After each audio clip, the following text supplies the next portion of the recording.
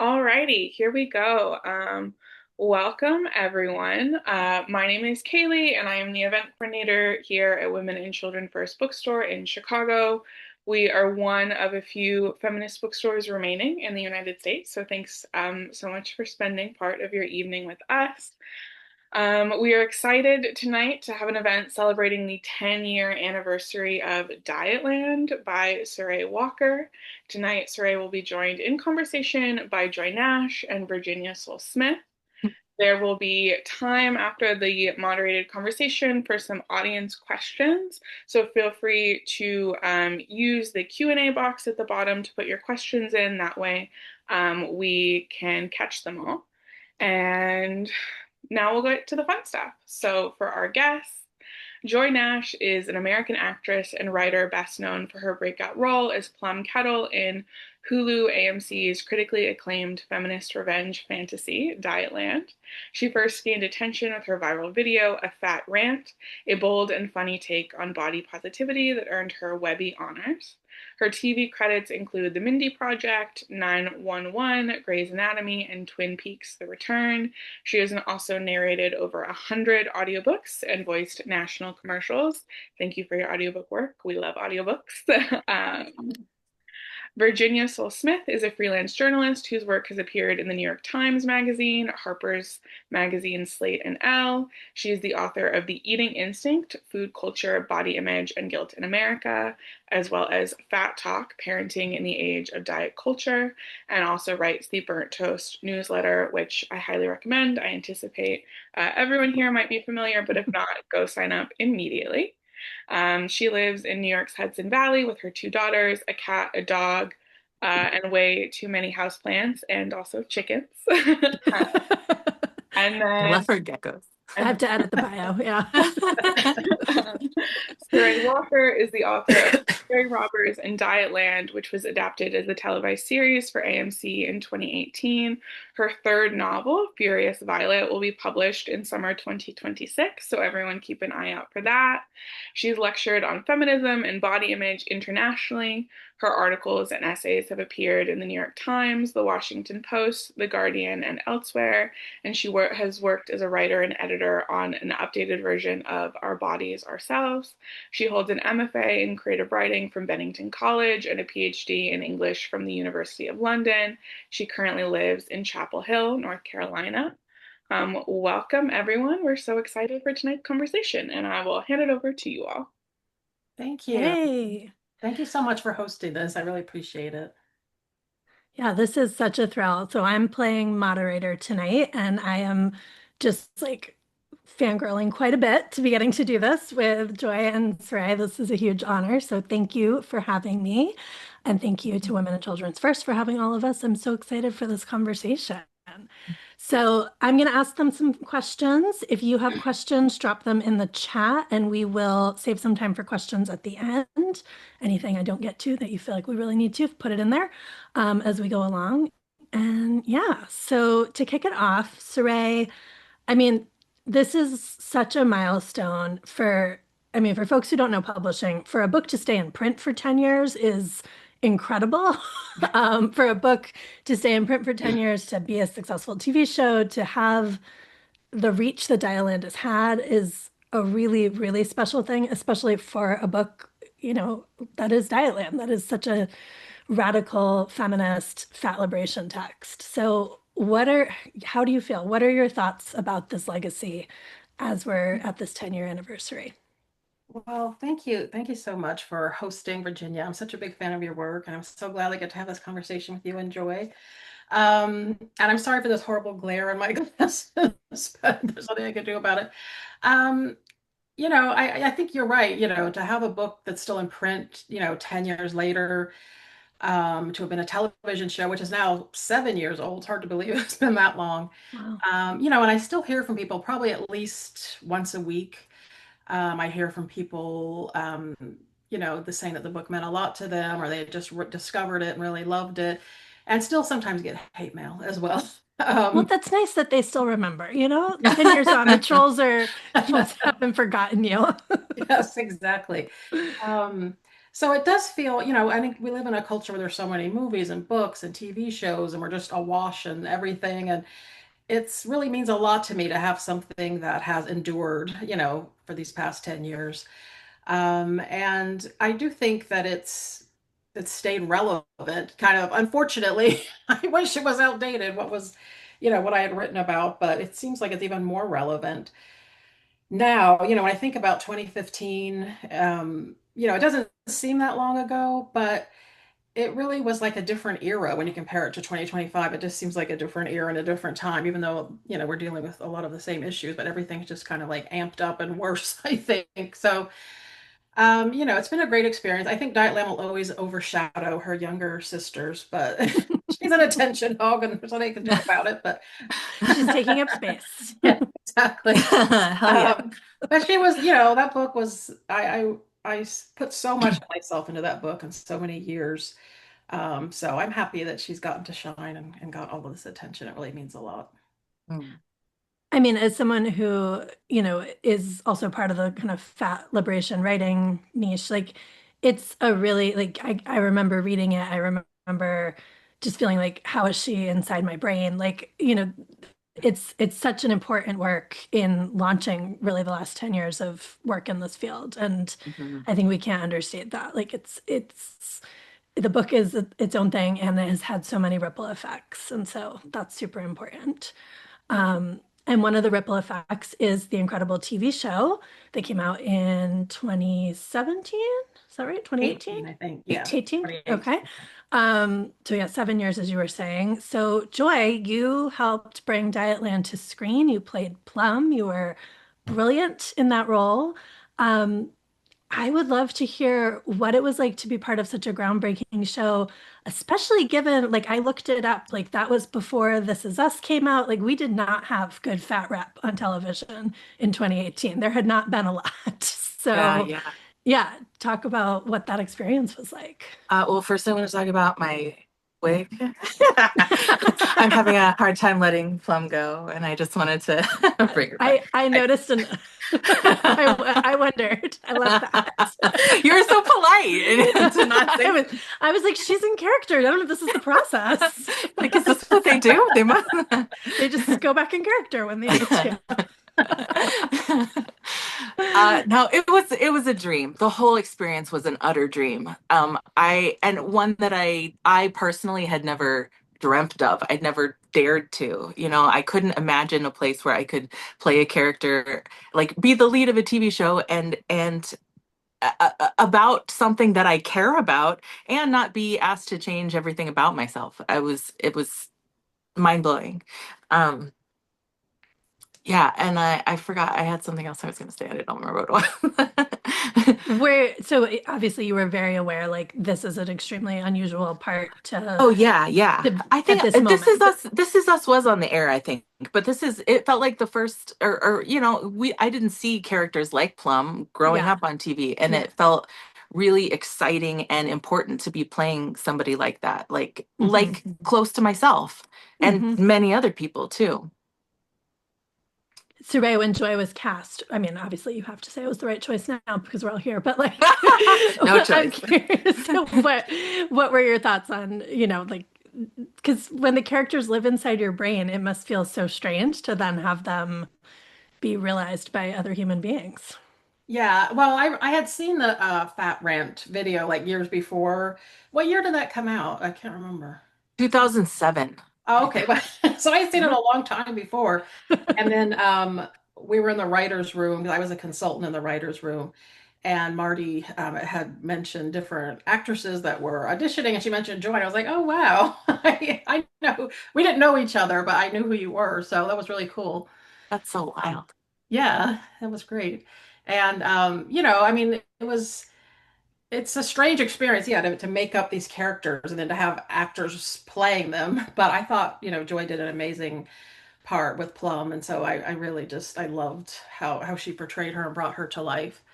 So it was, yeah, it was like a dream. I mean, I couldn't have had better. So And it's like I keep there there are so many ways that it could have stopped, you know. I mean, this is no news to you, but so many friends of mine have had shows that like they made a pilot and then it didn't go, or they made a pilot and then they were recast, or they shot a bunch of episodes and they only aired a few.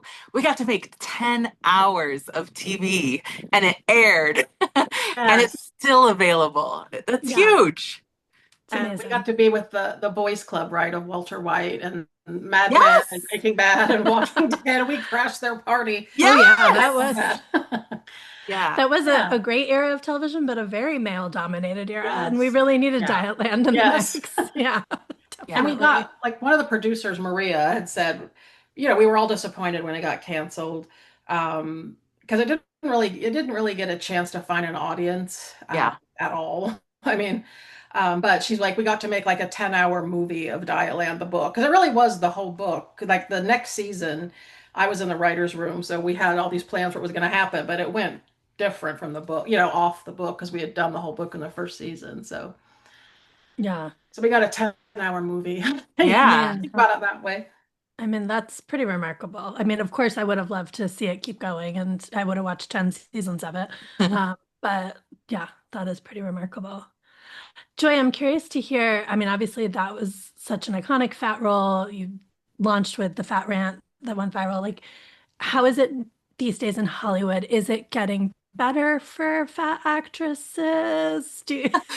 I don't know. It's so, Um, I mean, like I have worked. I mean, and with Ozempic and all this stuff, that it seems like there's so many people who are not fat anymore. yeah, And yeah. there's a piece of me that's like, great, more parts for me. But what parts for me? Yeah, You yeah. know, like I've sort of personally, I've made the rounds on the medical shows, but there hasn't. I mean, but it's a giant question mark. Hmm. Maybe there's a role that I didn't get because I'm not good enough or just not right for it. And you know, the industry has been in a turmoil in the last between pandemic and Hmm. strikes and fires and all this stuff. It's hard to put a bead on something and say, this is why I'm not working. Right, right. But I can't completely ignore it. I don't know. Yeah, yeah. Yeah, I mean, it's not like we're seeing an onslaught of fat representation Right. on, like, I wouldn't say there's an overwhelming amount of Right. body diversity on TV shows at this point. So Right. clearly it's still in the mix in some Yeah. way. And I think it losing has. some of Go them. ahead. Oh, no, I was just say we're losing some of our fat icons, like our actors who are now, like you said, with those big. Like I remember seeing Jesse Plemons, who I always really loved him, and he was like always kind of, Hmm. chunky, and now he's like really, really thin. I'm like, oh, we're losing our Mm, fat actors. I feel like in a lot of ways, but mm, Yeah. And of course, like the pressure that, I mean, Joy, you can speak to this, like the amount of body dissection that public figures go through, that actors in particular go through, like I don't fault anyone for making the choices they make because it's survival, a- right? absolutely. Your body, your business. Do Yeah, whatever you yeah, want to, need to. I don't yeah, care. But I want to see people that look like me, living yeah, lives like mine. yeah, That's important. same.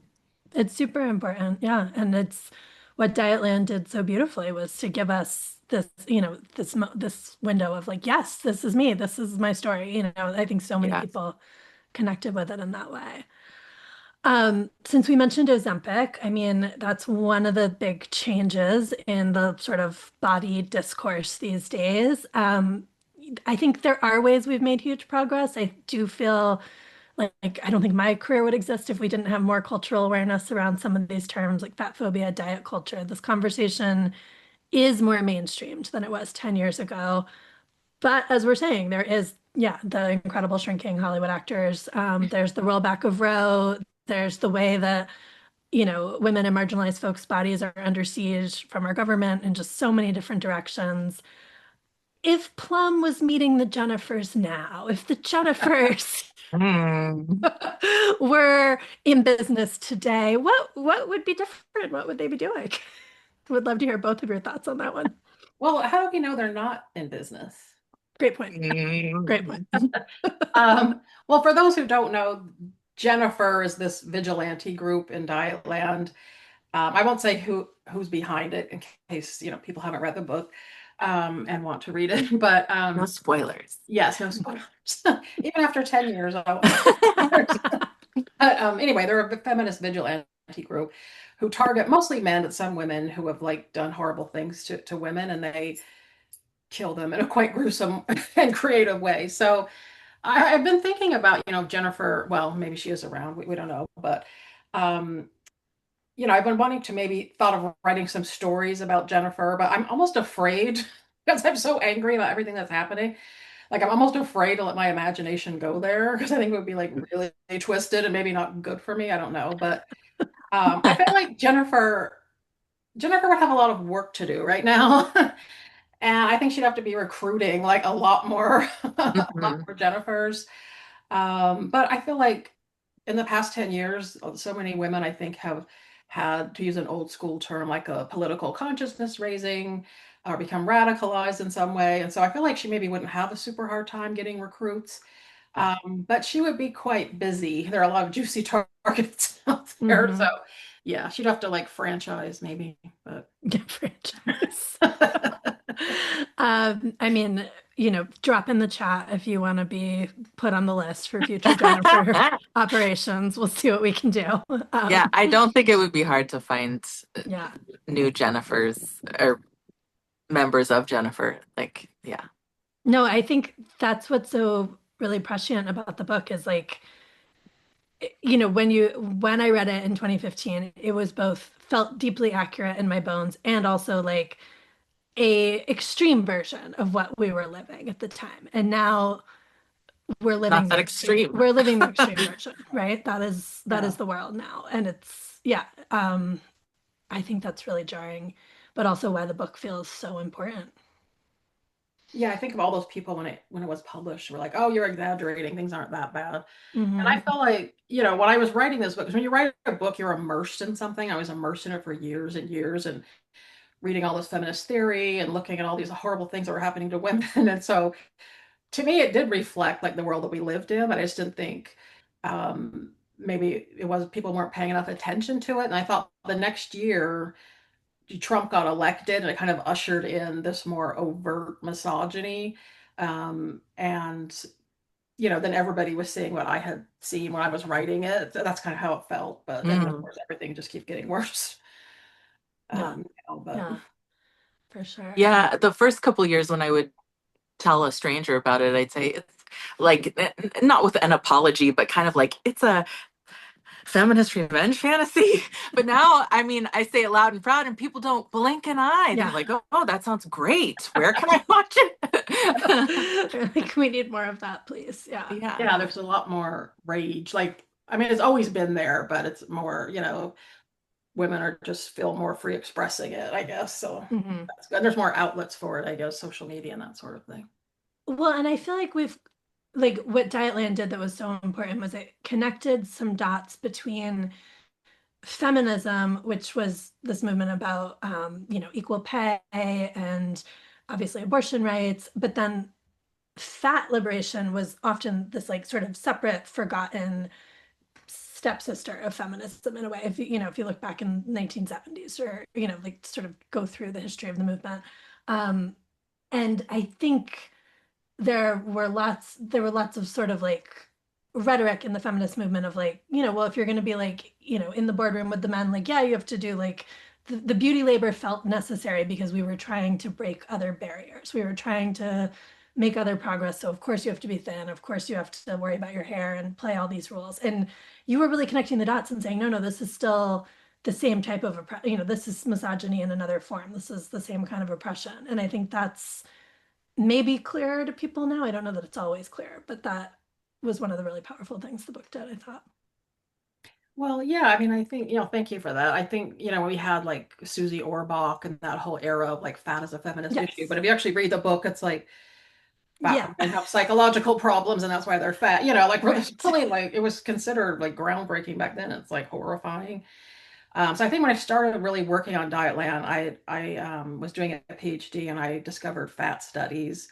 And so it was all of these writers that I was reading that really fed that. And so I was just writing about it in fiction rather than in scholarly work or nonfiction. But so they're not really my own original analysis necessarily, but I dramatized it. All of the things that I was reading, I dramatized fiction. So it was kind of, because I always felt like kind of the odd one out in these fat studies conferences or groups, and they were all academics and scholars, and I was a fiction writer. But I just felt like, it made for such a good story, and it helped me understand the story that I was writing in my own life, doing that kind of work and reading all of that. Yeah, totally. Yeah. That makes a lot of sense. I think I mean, obviously the audience felt the same way, that it normalizes this thing by putting a face on it. You're like, I know that person. I feel these things. It's not just a esoteric idea that we're. Yeah. Because I mean, fiction does what no other medium can do, and it can put you in somebody else's mind and in their and make you feel that. And so I thought, I mean, I was already a fiction writer, so if I was going to write about that, it was going to be through fiction. But I think that, it was a great experience, very difficult. Like you were saying, when you read it, Virginia, you thought I was in your head. It was kind of this experience, like, how do I translate these feelings into fiction? So that was a big part of trying to write the novel and why it was so hard for me. But yeah, I got absolutely. there eventually. Yeah, and thank goodness. Yeah, glad you did. Yeah. What was it like for both of you I mean, Sarai, as the book became so successful, and then as you were both working on the TV show, um, you were existing as public fat figures, which is not the easiest thing always. I mean, Sarai, you mentioned the hate mail continues 10 years later. Like, what what did you have to navigate from the press, from fans? I mean, I'm sure some of it's well-intentioned and some of it's not well-intentioned, but this is a real piece of the work that you have to sort of do in an ongoing way, I think, when you're known for being fat. Joy, do you want to go first on that one? Want me to go first? Yeah, I mean, I don't know if I did a great job, to be 100% honest. When I made my fat rant so many years before, that was kind of my first taste as a public fat person. And the Dietland attention felt less intense, I think, because of that experience.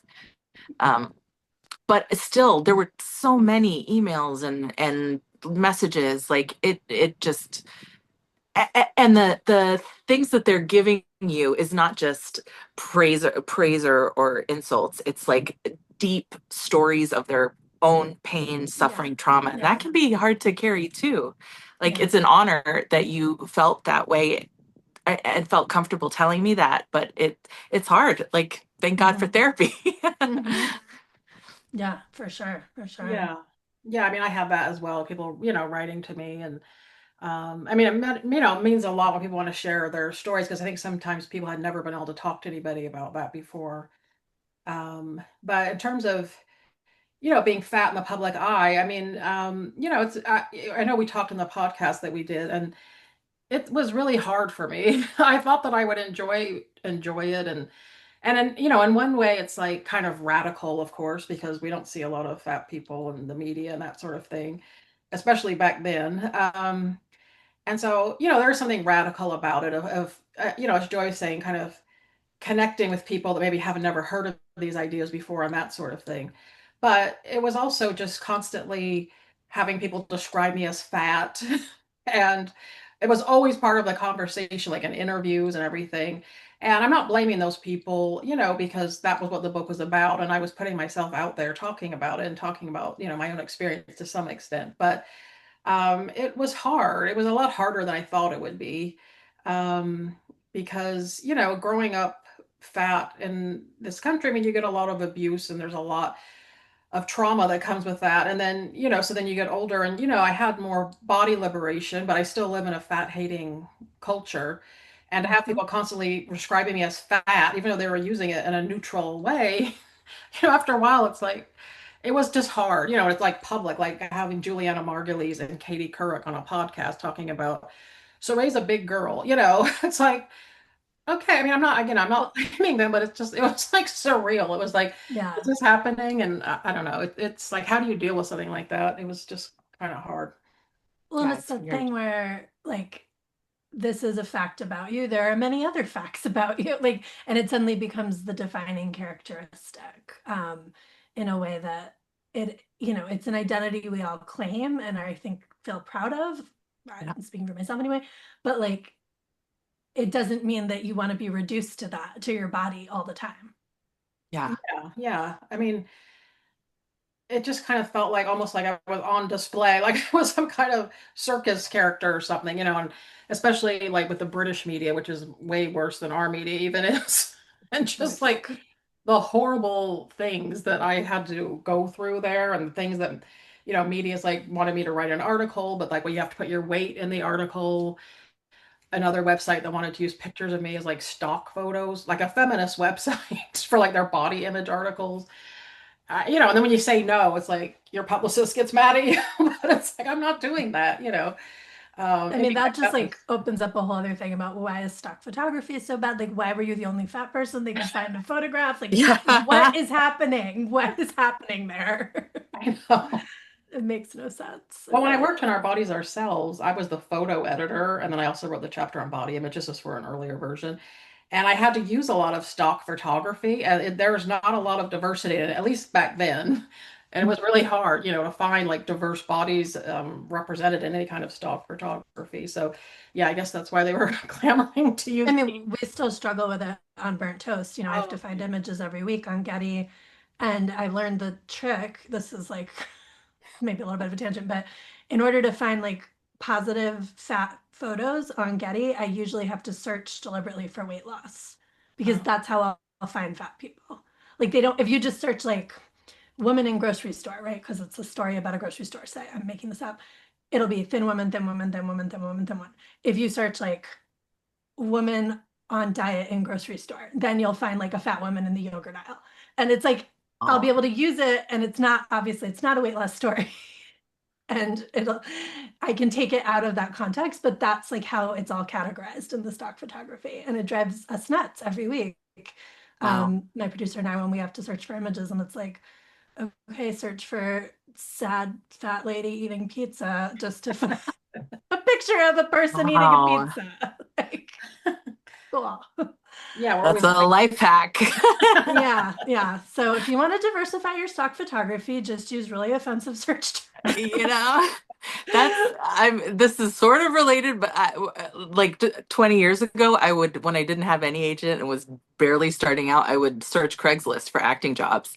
And my Mhm. first couple ones I found there, but I would have to search plus size fat, overweight, chunky, hefty, like any Yes. word you could imagine in your character description. That's It's annoying. so demeaning. It's so demeaning. Yeah. And it yeah. just shows where we are with all of that kind of stuff. So cool. Yeah. Um, Saray, when we were talking about this event, you sent around an article that The Atlantic just ran with the headline, "The Body Positivity Movement is Over." Um, Yes. as someone who works full time as a fat activist, it's not, it's okay to keep people employed. So really question that premise. But the piece was super interesting. They talked about, how politically polarizing weight loss has become and probably always was. And one person quoted in the article says, "My friends on the right love skinny talk. My friends on the left do too. They just don't feel like they can say it out loud."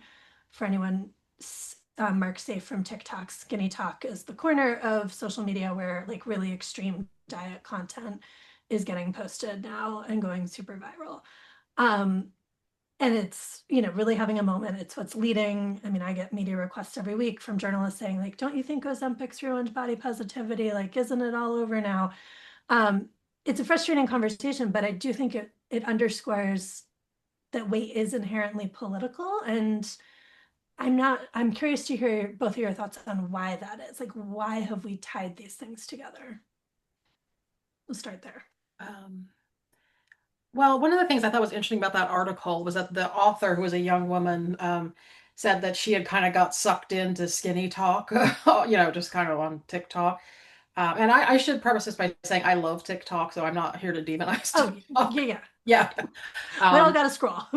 I'm not some, out of date old age lady who's like TikTok. No, I'm kind of addicted to it. But she got sucked into like skinny talk, and then she said as soon as she got sucked into that, the algorithm started feeding her trad wife content.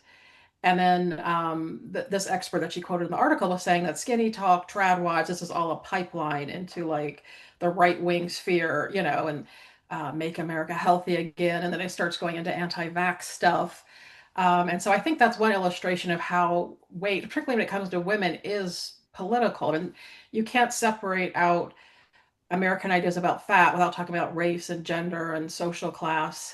It's all entwined together. And in Dietland, I wrote about a lot about fat phobia as a manifestation of misogyny. So they're very tightly linked. So just looking at that particular example of, it's not surprising that the conservative movement, I won't just say MAGA because this really predates them, and just in the conservative movement in general, want to control women, women's bodies, women's reproduction, all of that. So it's not a surprise that we see part of MAHA, Make America Healthy Again, is a lot of focus on weight and obesity and all of that, because it is a way to control women, and as the article was saying, talk about women femininity, which of course is described in this very narrow way as women being very small and not taking up space and that sort of thing.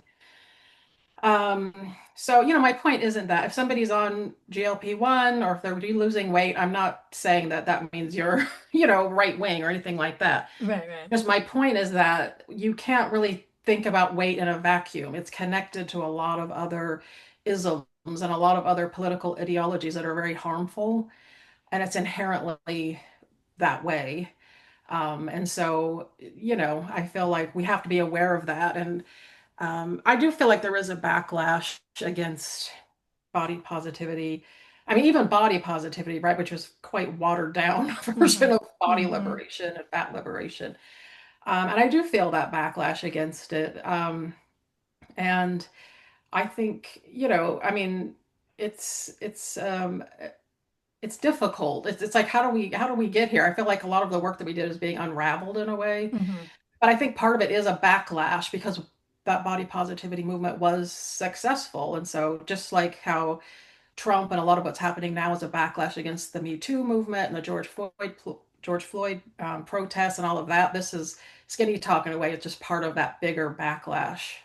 I feel there's a lot of backlashes going on at the moment. Yeah, absolutely. Two Joy, steps anything? forward, two Yeah. steps forward, one step back.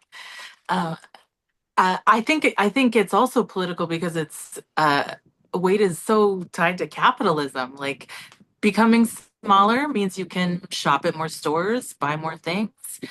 Getting there involves buying, supplements, whatever, medication, anything.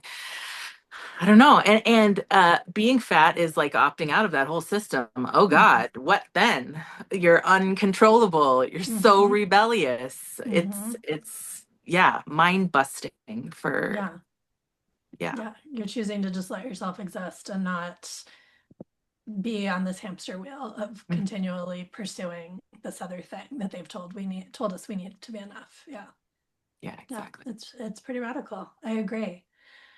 And at the same time, I do think about as we try to hold this movement together against this backlash, as we think about where we go from here, I do think we have to reckon with this idea that came up in the article of people feeling, oppressed. I'm using quotes because I don't think it's exactly oppression, but by the idea that they're feeling like, well, the body positivity, the fat liberation folks don't want us to lose weight. They don't want us to have that be a goal. And it's like we have to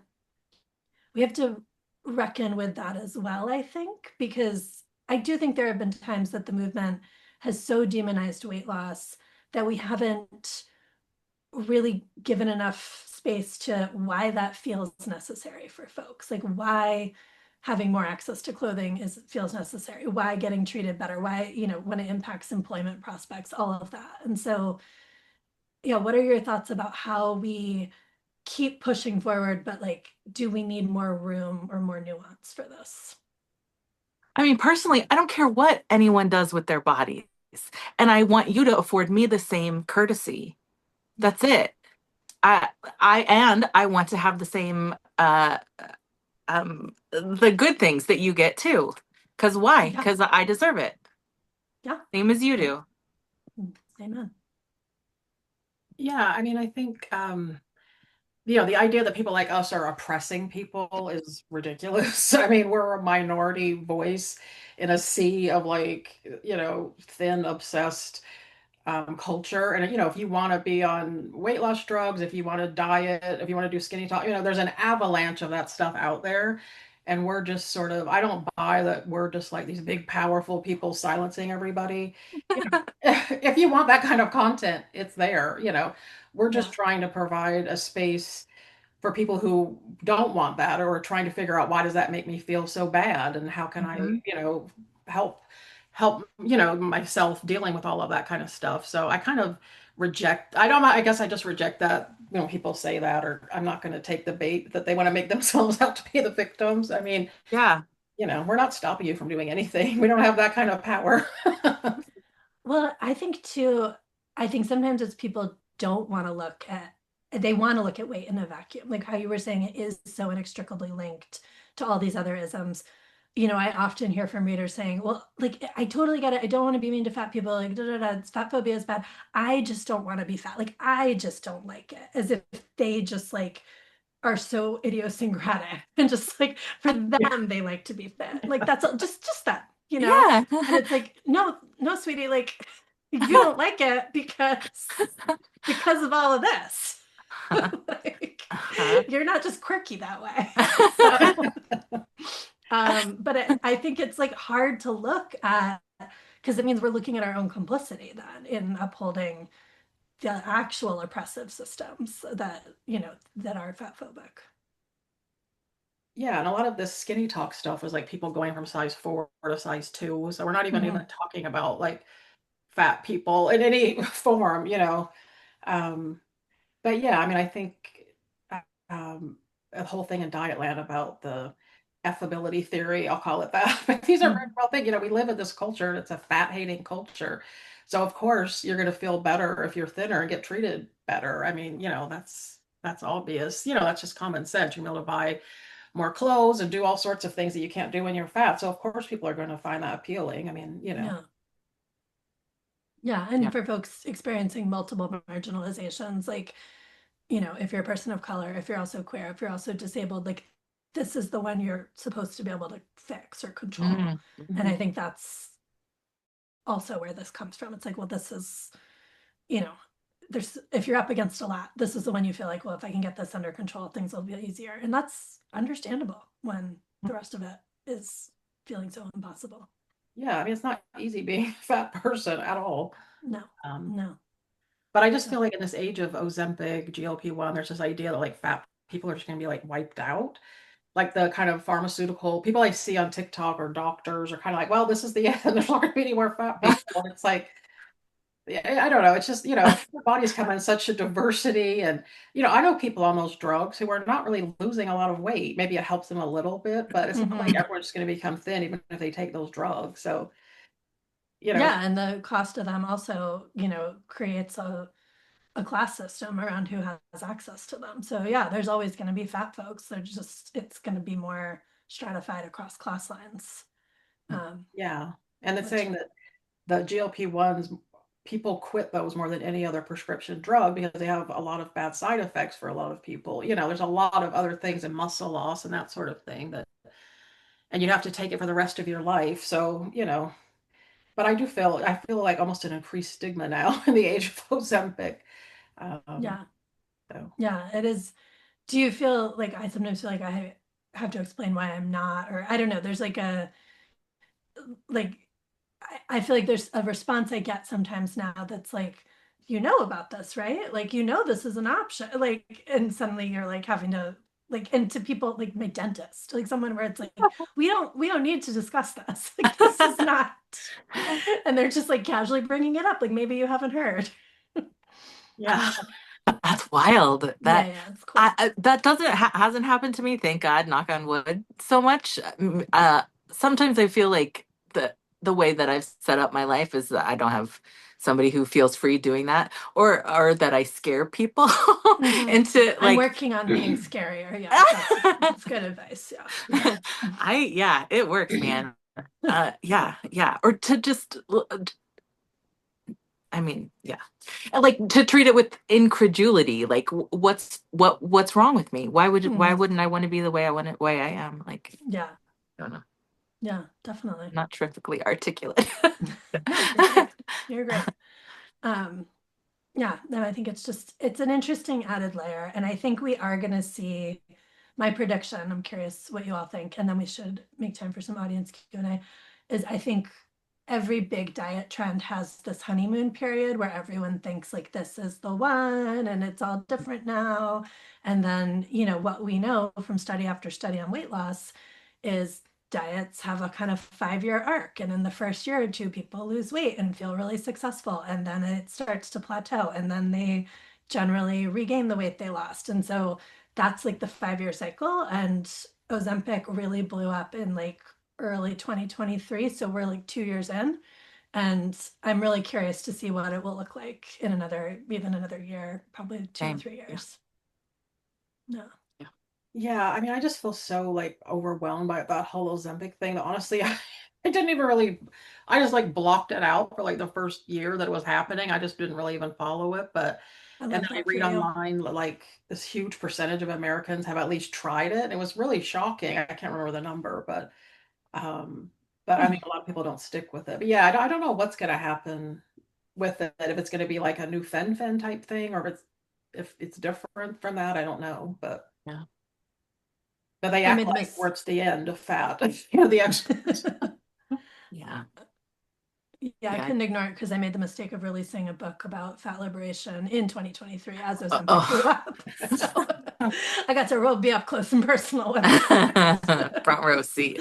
Yeah, Oh. it was interesting timing. All right, so audience members, drop questions in the chat. I mean, we'll all keep chatting, but don't be shy. I think there's one already. Let me check. Oh, there's a Q&A box and there's the chat. I don't know if I was clear about what you're supposed to use. You can use either. I can look at both. Okay. In the Q&A box, Jennifer Jones asks, what glimmers are you seeing, things that are giving you hope for fat liberation in pop culture?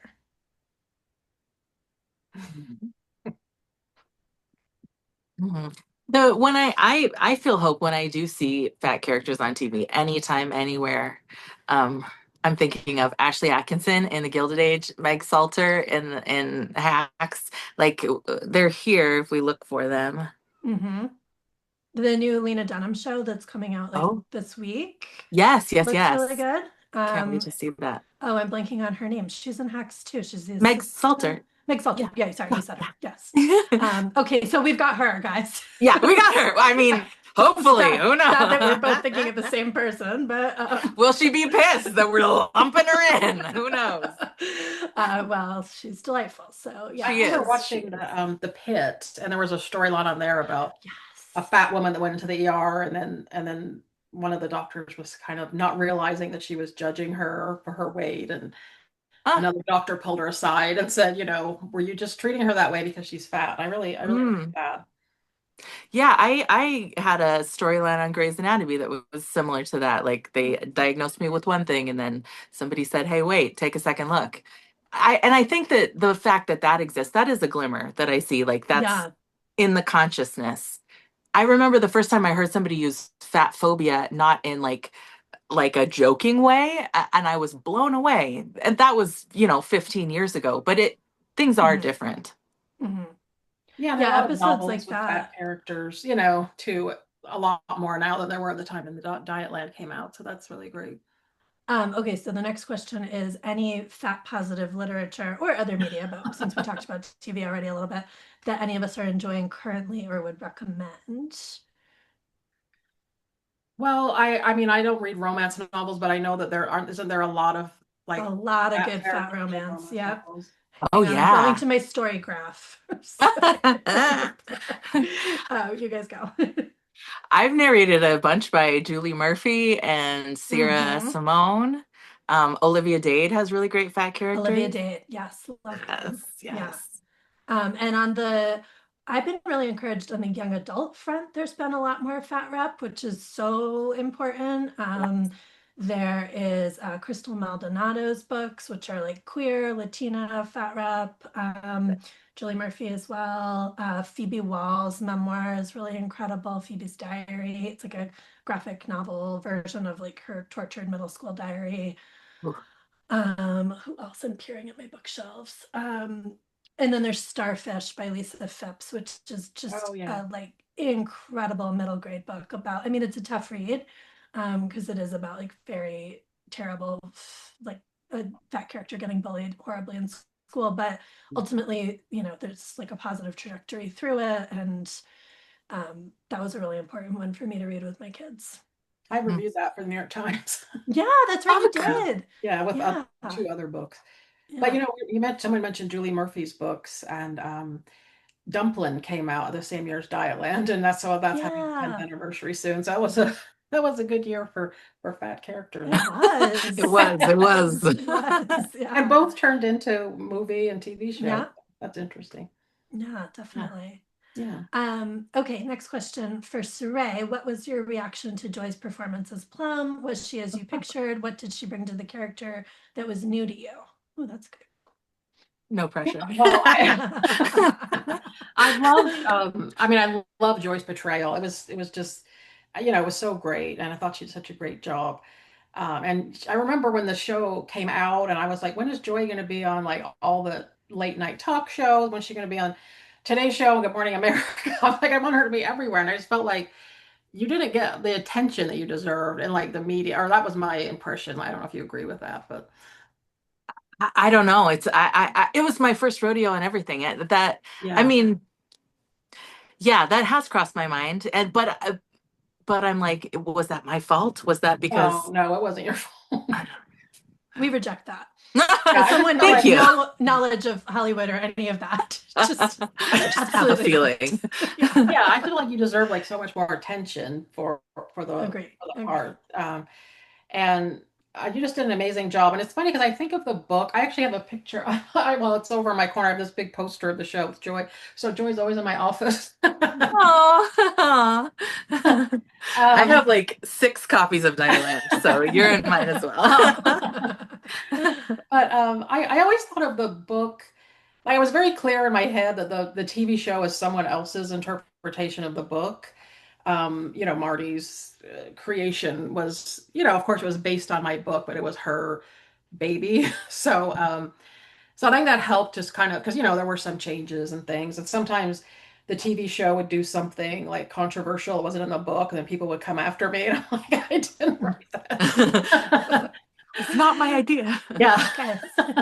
But so yeah, I kind of respected that it was its own thing too, and created someone else's vision, even though it was my work. But so I really respected that was her take on it. Yeah. So. Okay, I love this next question. This person writes, Dietland is my favorite book, and I love the miniseries too. If you have time for a frivolous question, I do not think this is a frivolous question. I would love for Dietland to become a Broadway musical. Same. What kind of music genres do you think would fit? Broadway, rock, opera, operetta, country, jazz. Thank you all for doing this today. Yeah, where is our Dietland musical? I will be there immediately. Well, when it was first published, I actually had some people who wanted to turn to a play. I mean, I doubt it was going to be a Broadway musical like Wicked, but I wasn't allowed to sell theater rights. Well, I mean, the people that were contacting me weren't like powerful, like Broadway producers or anything, but I wasn't allowed to sell the theater rights for a while because there was this non-compete clause with the TV series. But I'm pretty sure I can now. So hey, Broadway, hear that? It'd be like Hairspray, right? I mean, we need a new show. Yeah, better than Hairspray. Yeah. I mean, Hairspray is iconic and amazing. But... Absolutely. Yes. I think it needs some like punk rock, like screamo. Yes. Alanis Morissette. Yes. It's like, where's our Ingrid's 90s ladies? 100%. Set it all on fire. Yeah. We've already got our lead in Joy, so I'm available. I have my wig. She's ready. She's in character right now. I mean, I think that's just a really phenomenal idea. I'm scrolling back. I realized, Anita T, I'm sorry, I missed your comment from early on. Sarai, did you have any idea the significance of this story internationally when you began it back at Bennington?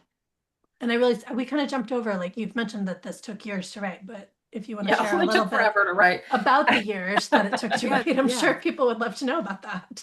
Well, okay, this is kind of personal, but a few years ago, I was diagnosed with like ADD, which I know a lot of Gen X women are getting diagnosed in their 40s or 50s.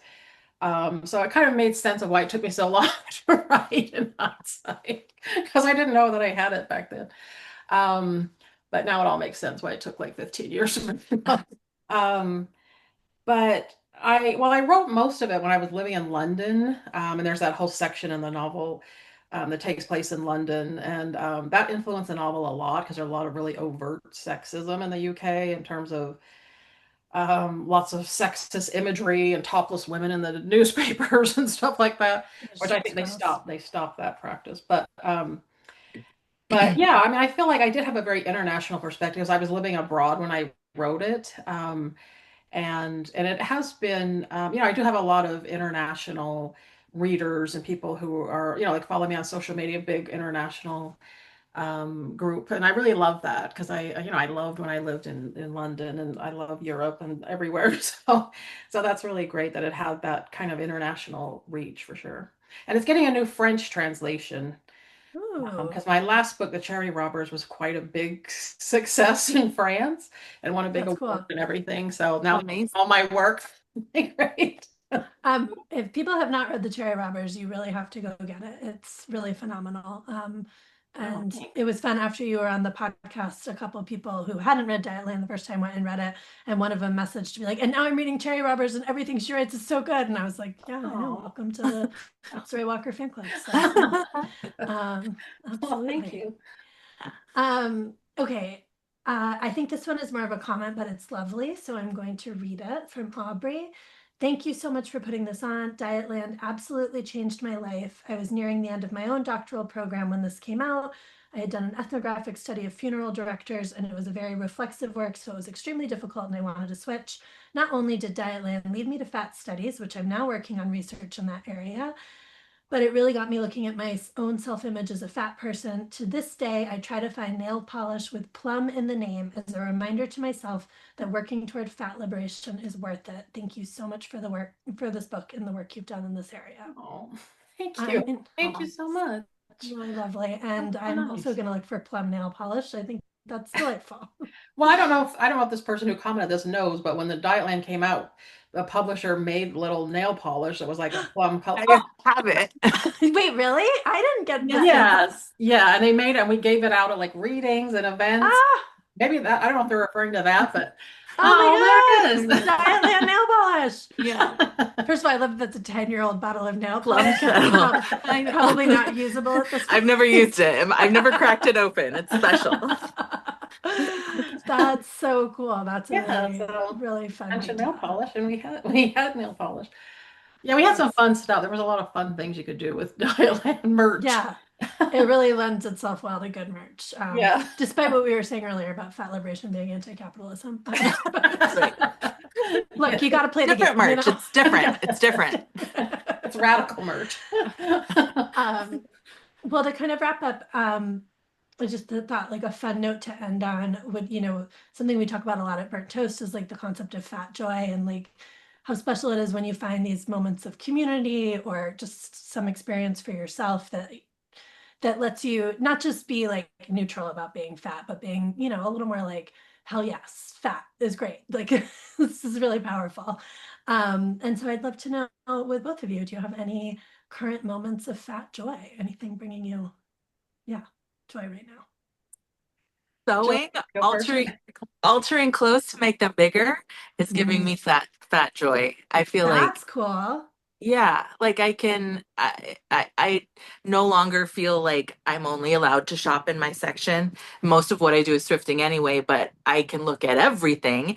And if I like it, maybe I'll buy two and sew them together. Nobody's going to tell me what to do. I love those Nope. videos that you do on Instagram. Oh, thank you. I love that. I can't do sewing or anything, so I'm just really envious. I love Thank, that it's so super much. fun. Yeah. And I love seeing fat people in the wild. Just like the connection when somebody is put together and like asking to be looked at. I love it. Yes. I love Yes. complimenting people. I love seeing it. Yes. Yes. That's so good. Jerry, what about you? Well, something that's bringing me joy as a fat person is fruit. Okay, Oh, summer fruits.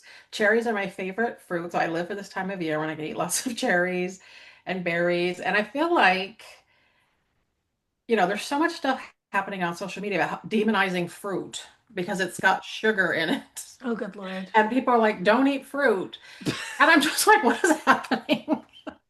Like, is our culture that sick that now we're being told not to eat fruit?